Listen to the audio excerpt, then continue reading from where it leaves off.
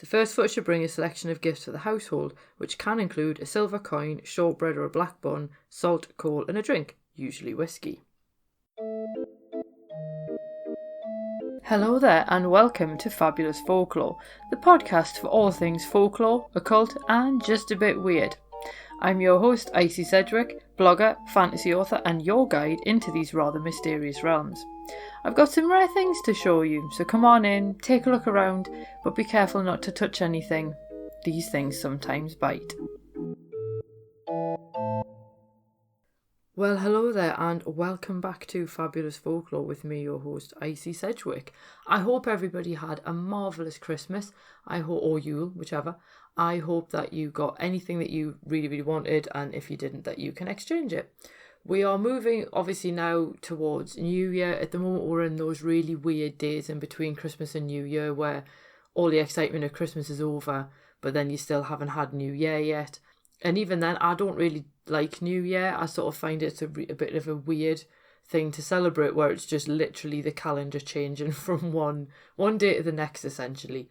And okay, yes, it is different this year because at least it's a new decade. So the 20s are back. So I'm hoping that this brings back Art Deco and flappers. But the general sort of thing about New Year is obviously it's the idea of new beginnings. You can look at the two-faced Roman god Janus, where one face looked into the past and one looked into the future. And that's kind of where we are at this point in the year. We're sort of stuck between the two. Now, I'm not going to bother doing one of those year in review things because, quite frankly, I don't know how interesting they are to other people. The one thing, obviously, that I am really proud of this year and grateful for is this podcast. Obviously, I started it at the beginning of 2019. Wasn't really sure how it was going to go. And it really has definitely been worth it for me. So I'm really glad that people seem to be enjoying it. I get quite a lot of comments on sort of Twitter and Facebook and Instagram about how much people are enjoying it. And if you are enjoying it, please do feel free to let me know. I'm on like everything is Icy Sedgwick. And it really does gladden my heart to know that people enjoy what it is that I'm doing. Because let's be honest, like when you find other people that enjoy the same thing as you just want to hold on to them. Because, you know, folklore is such a fabulous interest, hence the title. Anyway, as we're coming into New Year, this is based on a blog post that I did ages ago for the Folklore Thursday website. So it's on folklorethursday.com. And it's all about the custom of first footing. Now, we've done this in my family literally as long as I can remember. And I'm not going to lie, I was supposed to do the first foot for the year 2018 going into 2019. And it all went horribly wrong. We didn't do it according to the way you're supposed to do it.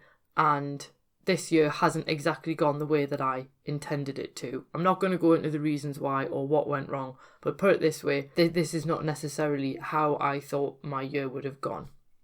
Is that because I cocked up the first footing, or is it just life? Who knows? There's literally no way of knowing. So here's my advice. If you do give it a go, just make sure you follow the rules properly. But let's find out what first footing is and how you do it. Now, a cursory Google search of first footing will throw up plenty of hits, but if you ask a lot of people on the street, they've never heard of the tradition. It is most common as a New Year custom in Scotland and the north of England, but it does have regional and even international variations. So what is it? It is absolute basic at the most common thing that you find across all of the different types of first footing. It relates to the first person to enter the house after midnight on January the 1st. So to truly be the first foot, you can be an occupant of the house, but you can't be in the house at the stroke of midnight. So in my family, what we tend to do, the first footer, which is nowadays me, goes out the back door at 11:55, and then I walk around the block to then come in the front after midnight. And it's always funny whenever I do go out and walk around the block, seeing how many other people have quite clearly been thrown out of the house just before midnight and are then standing waiting for midnight to then come back in again. It is rather amusing. Most of the folklore describes the first foot as being a tall, dark-haired man, and in some places, women or fair-haired men are considered deeply unlucky. Obviously, I have had good years after I've been the first foot, but then I've also had bad ones.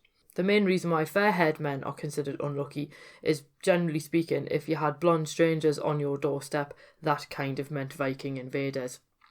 Now, my strawberry blonde brother used to do our first foot, and as I say, now I do, and it hasn't really made any difference to our luck. The first foot doesn't enter the house empty-handed, and this bit is quite important because any first footers who do arrive empty-handed will bring bad luck with them. So the first foot should bring a selection of gifts for the household, which can include a silver coin, shortbread or a black bun, salt, coal and a drink, which is usually whiskey. And these represent prosperity, which is the silver coin, food, which is the shortbread or a black bun. We nearly always use shortbread. Flavour, which is the salt, warmth of the house, which is the coal, and the drink is good cheer. So the whiskey is then used to toast the new year. We've often used matches instead of coal, and we've used Christmas cake as well instead of shortbread. And the items really do vary, but the intention remains the same. I mean, I actually bought a piece of coal from the Miners Institute in Newcastle upon Tyne, and I now actually use the coal instead of matches to sort of signify warmth. And first footing does appear to be waning in popularity, because I did mention that obviously it is quite funny when I go out to do the first footing and there'll be other people standing outside houses waiting to come back in. And often there's sometimes only one other person in my street continuing the practice. And the custom really can vary even within the space of a few miles. And an article on the tradition in the Sunderland Daily Echo and Shipping Gazette in 1953 noted that while a fair-haired man may be frowned upon as a first foot in Durham, he'd be accepted in Yorkshire. But even then, that fact itself is sort of subject to specific regional differences. And Kai Roberts points out that in East Yorkshire, the first footers should be dark-haired, but the North York Moors first footers were fair-haired. Red-haired men were unlucky first footers in Skipton, but then they were considered lucky in Huddersfield and Bradford. So it really does vary depending on where you actually live. And the OUP blog notes that some people brought in greenery when they came in to do the first foot to ensure that those in the house will have a long life, although I've never actually known anyone who personally did that. And in some parts of the country, the first footer once carried a pan of dust or ashes outside with them when they went out to signify the end of the old year. And obviously, I mean, if you wanted to continue the symbolism of that particular act, you could always clean your house on New Year's Eve and then empty the vacuum cleaner just before midnight. In Household Tales and Traditional Remains from 1895, Sidney Oldall Addy noted that first footing is actually cited as a Christmas practice in North Derbyshire, and he points out that the first footer should bring in a piece of coal and a broom or shovel, although he doesn't really state what the meaning of the broom is unless it's intended to sweep away the old year, and the rest of the custom remains the same. Obviously, if you listen to the episode on broomsticks, you'll know what brooms can actually be used for other than getting from A to B. A snippet in the Worcestershire Chronicle in 1887 noted that many friends would actually first foot each other, and they would then bring gifts of cake and fruit, and this is probably so that the custom meant that the visits would be welcome. And it goes on to explain that it is by no means a fortunate thing to first foot yourself. And in some cases, the head of the household would actually be forced to wait outside his own home until a first foot had actually arrived. So obviously he wouldn't be allowed in until somebody else was the first person to come round. And in Ireland, apparently, the first footer had to be a visitor to the house, so you couldn't do your own house. And dark-haired men were greeted with food and drink as long as they weren't empty-handed, because their arrival brought good luck. But even if a red-haired woman arrived with all of the traditional gifts, she brought only bad luck. So obviously in that case, the custom was very specific that you couldn't turn up empty-handed and you couldn't be a red-haired woman, even if you brought all the stuff. Now, I once actually discussed first footing with a former partner's Irish grandmother, and she actually told me that they had a local custom which involved a great bonfire on the village green. And here, the first foot would extinguish the fire in the main family room, and then they would leave the house just before midnight. And then they would come in after the clock had struck 12 with a flaming branch from the bonfire, and then they would relight the hearth using that particular light. And that's got such a lovely community feel to it. It does have echoes of the Yule log to it as well, but I quite like the fact that it's all about sort of bringing warmth and so on into the house. And quite frankly, I mean, there's loads and loads of variations that I see online for like New Year customs. You know, and people are always sort of talking about doing things to try and draw abundance to your house, or, you know, trying to bring things into your life. And quite frankly, a lot of the first footing customs all rely on the same thing. It's the idea of leaving your house and then bringing stuff back in again. I do think that the idea of it being a visitor to the house probably carries a little bit more weight because of the fact that you then have somebody who doesn't already live there bringing the stuff in. So it's new stuff to your household, whereas like if I go out the back door and I'm taking stuff that we already own, it's not really bringing new stuff back in. It's symbolic, yes, but it's not actually bringing new things into the house. Whereas if it was a visitor or something like that, then obviously it would carry more weight, if you know what I mean. I mean, I've been the first foot for other people before if I've been at their house for New Year, and they always look at me a little bit strange when I'm like, I've just got to pop outside just before midnight, but I'm sorting out the rest of your year for you. It's always quite funny. Anyway, according to G. Hastie, first footing in Edinburgh actually had a very different purpose. So the actual act was the same, where obviously again someone would go out and then come back in again. But young maidens who were courting would then invite their sweethearts to be their first foot, and this was basically a hint at a marriage proposal. And if the hint was actually taken, the wedding would often take place the following New Year's Day. Scotland seems to vary in its pursuit of the tradition, and the Hartlepool Northern Daily Mail actually exclaims that in Dundee, the first foot must bring in a red herring tied with ribbon, which does seem awfully specific. As I said at the beginning, the tradition is most common in Scotland and Northern England, although Greece actually has a similar tradition, and their first foot, or Potherico, I've probably pronounced that wrong, I do apologise, is the first person to enter the house on New Year's Eve, and they bring with them either good or bad luck. So as you can imagine, people actually choose who is going to be their Potherico. And the custom of Zong Dat, or first footing, is also carried out in Vietnam.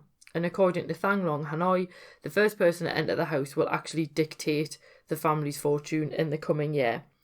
The visitor actually hands out lucky money, but they only stay for a few minutes. And the belief varies according to region, tailored to fit individual families in much the same way that first footing varies across the UK. And the only constant here is the belief that the person who can bring luck should be selected as a first foot.